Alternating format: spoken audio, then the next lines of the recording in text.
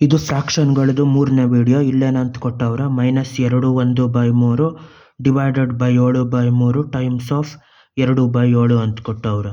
ಇವಾಗ ಫಸ್ಟು ಈ mixed fraction ಇರೋದನ್ನ ಇಂಪ್ರಾಪರ್ ಫ್ರಾಕ್ಷನಾಗಿ ಕನ್ವರ್ಟ್ ಮಾಡಬೇಕು. 2 3 6, 6 + 1 7. ಅಲ್ಲಿಗೆ ಅದೆಷ್ಟು ಆಯ್ತದ? -7/3 ಡಿವೈಡೆಡ್ ಬೈ 7/3 ಟೈಮ್ಸ್ ಆಫ್ 2/7 ಅಂತ ಆಯ್ತದ. ಇವಾಗ ಇದೆರಡು ಡಿವೈಡ್ ಮಾಡೋದು ಅಂದರೆ ಇದರೊಳಗಡೆ ಫಸ್ಟು ಪೆಮ್ಡಾಸ್ ರೂಲ್ ಉಪಯೋಗಿಸ್ಬೇಕು. ಪೆಮ್ಡಾಸ್ ರೂಲಲ್ಲೇನು ಎರಡು ಈಕ್ವಲ್ ಇಂಪಾರ್ಟೆನ್ಸು. ಯಾವುದು? ಗುಣಿಸೋದು, ಭಾಗ ಮಾಡೋದು. ಎಡಗಡೆಯಿಂದ ಬಲಗಡೆ ಮಾಡಬೇಕು. ಈ ಭಾಗ ಫಸ್ಟ್ ಮಾಡಬೇಕು. ಅದೆಷ್ಟಾಯ್ತದೆ ಇಲ್ಲಿ ಮಾಡಬೇಕು.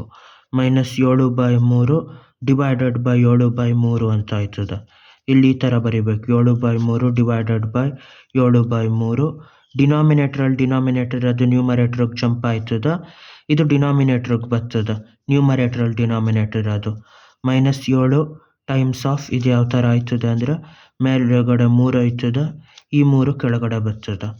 ಇವಾಗ -7 times of 3 divided by 3 times of 7 ಅಂತ ಆಯ್ತದೆ.